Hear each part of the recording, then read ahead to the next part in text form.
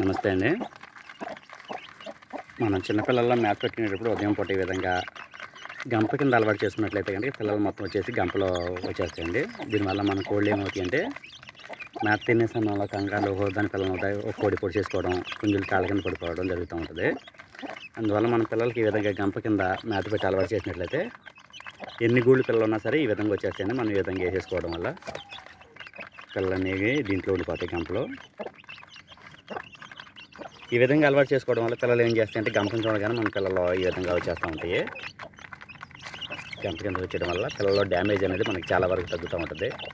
ఒక్కొక్కసారి కోడి పొడిచేటప్పటికి మిగతా ఎక్కడైనా పర్వాలేదు, ఒక్కొక్కసారి మేత పట్ట తెగిపోయి మేత బయటకు వచ్చేస్తూ ఉంటుంది. దానికి పిల్లకి మనం కుట్లు వేయలేము.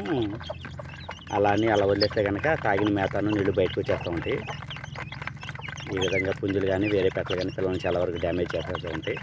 అందువల్ల చిన్నపిల్లల విషయంలో మనం ఈ విధంగా గంపలో పెట్టుకోవడం వల్ల పిల్లలు ఈజీగా వచ్చేస్తాయండి దీని కిందకి.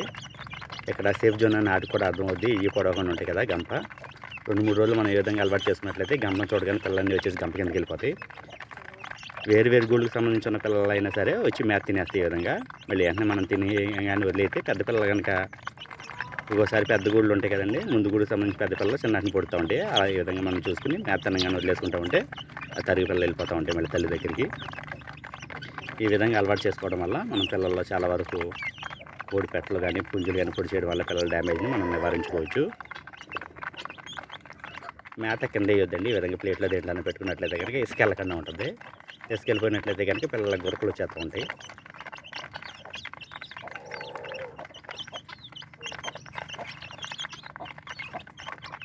ఈ విధంగా గంప కనుక అలవాటు చేసినట్లే మనం గంపను చూడగానే పిల్లలు వచ్చేస్తాయి. మనం మేత కింద పెట్టేసినట్లయితే తినేసి పిల్లలు వెళ్ళిపోతూ ఉంటాయి.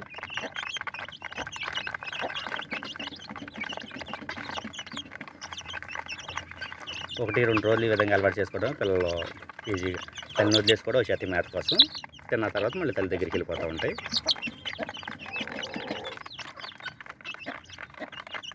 అదేవిధంగా మనం తల్లి కూడా మేత పెట్టేసినట్లయితే పిల్లల్ని తీసుకుని దూరంగా వెళ్ళిపోతాయండి. ఒక వారం రోజుల్లో ఈ పెట్టని పిల్లల్ని సపరేట్ చేద్దాం అనుకున్నానండి. ఈలోపు పెట్ట క్రాసింగ్ అయిపోయింది. పిల్లల్ని వేసుకుంటా కనుక పిల్లల్ని వేసుకుని తిరుగుతా పెట్ట మళ్ళీ క్రాసింగ్ అయితే మనం పిల్లల్ని సపరేట్ చేయాల్సిన అవసరం ఉండదండి. ఇక కోడి క్రాస్ అయిపోతూ ఉంటుంది, గుడ్డుకు వచ్చేస్తూ ఉంటుంది. ఆ విధంగా పిల్లలు పెద్ద అయినా కూడా కోడి క్రాసింగ్కి రాకపోతే అప్పుడు మనం పిల్లల్ని సపరేట్ చేసుకోవాలి. దీని దగ్గర ఉన్న 2 పిల్లలే కాబట్టి మనం గుడ్డు పెట్టేటప్పుడు కూడా పిల్లల్ని దాని దగ్గర ఉంచినట్లయితే కనుక ఇక పిల్లల్ని పడవదండి. మళ్ళీ పొదిగే టైంలో మళ్ళీ పిల్లల్ని వేసి తిరుగుద్ది. ఆ విధంగా మళ్ళీ ఒక 20 రోజులు మన పిల్లల వెనకాల ఉంటుంది. మళ్ళీ గుడ్డుకు వచ్చే టయానికి తర్వాతే పొడిచేద్ది. ఈ పెట్ట ఎక్కువ గుడ్లు పెడతానే ఉండేదండి. వెంటనే కోడి మరీ వీక్ అయిపోయేటట్టు ఉందని అప్పుడు పొదిగేసాను. ఈ పొదిగేయడం వల్ల 2 నెలలు గ్యాప్ వస్తూ ఉంటుంది.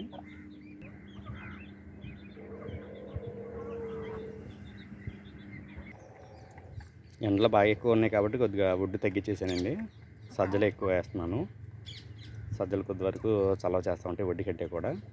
వడ్డీ విపరీతమైన వేడి. ఒక 20 రోజుల వరకు కూడా సజ్జలు ఇచ్చుంటే తర్వాత మనం వడ్డించుకోవచ్చు, వడ్డీ కలుపుకోవచ్చు.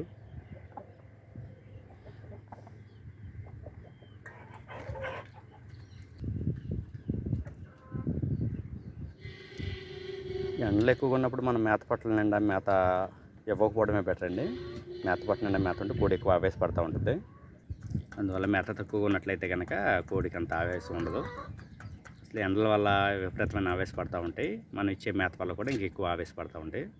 అందువల్ల మేతలు తగ్గించుకొని తాగడానికి చల్లని నీళ్ళు, మజ్జిగ అలాంటివి అందుబాటులో ఉంచుకోవాలి.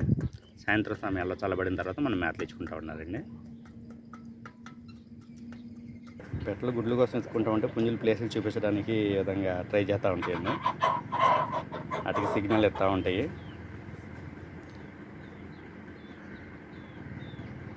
కన్నిపెట్టల విషయంలో ఎక్కువ గుడ్డు పెట్టడానికి ప్లేస్లు ఎత్తుకుంటూ ఉంటాయి కాబట్టి పుంజులు ఆ టైంలో ఎక్కువ గమనించుకుంటూ పైన తిరుగుతూ ఉంటాయి.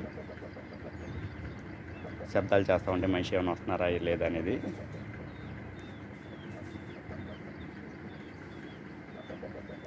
మన కోళ్ళ కంటే కూడా ఎక్కువ గిన్నె కోళ్ళు ఈ లక్షణాలు కనపడుతూ ఉంటాయండి. ఆడదే గుడ్డు పెట్టడానికి వెళ్ళినప్పుడు గిన్నె కోడి పోతే ఏం చేద్దంటే పైకాడ నుంచి చూస్తూ ఉంటుంది. నుంచి చూసి పైన శబ్దాలు చేస్తూ ఉంటుంది. గిన్నె కోడిలో అంటే గుడ్డు పెట్టడానికి ఒక ప్లేస్ అంటే వెళ్తే మళ్ళీ తిరిగి వచ్చేటప్పుడు వేరే ప్లేస్ అంటే వస్తూ ఉంటుంది గిన్నె కోడి. గిన్నెకోడి గుడ్లని కనుక్కోవడం చాలా కష్టం.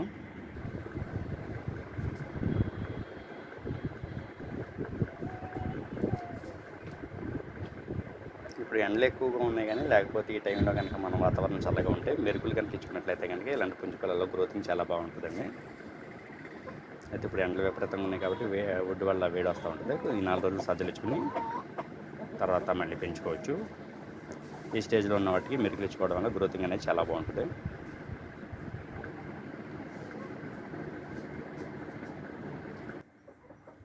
గుడ్డుకు వచ్చినప్పుడు గడ్డి మీద పైకి ఎక్కేతాయండి ముందు గడ్డిలో పెట్టడానికి. కోడి ఎక్కువ గడ్డిలో పెట్టడానికి గుడ్డు ఇష్టపడతా ఉంటుంది. ఈ కనిపెట్టలు అవడం వల్ల ప్లేస్లు ఎత్తుకుంటున్నాయి ఎక్కువ.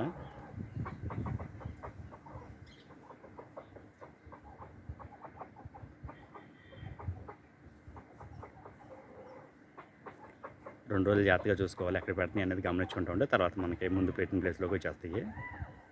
ఫస్ట్ తెలియకపోవడం వల్ల ఎక్కడెక్కడ పెట్టేయడానికి చూస్తూ ఉంటాయి.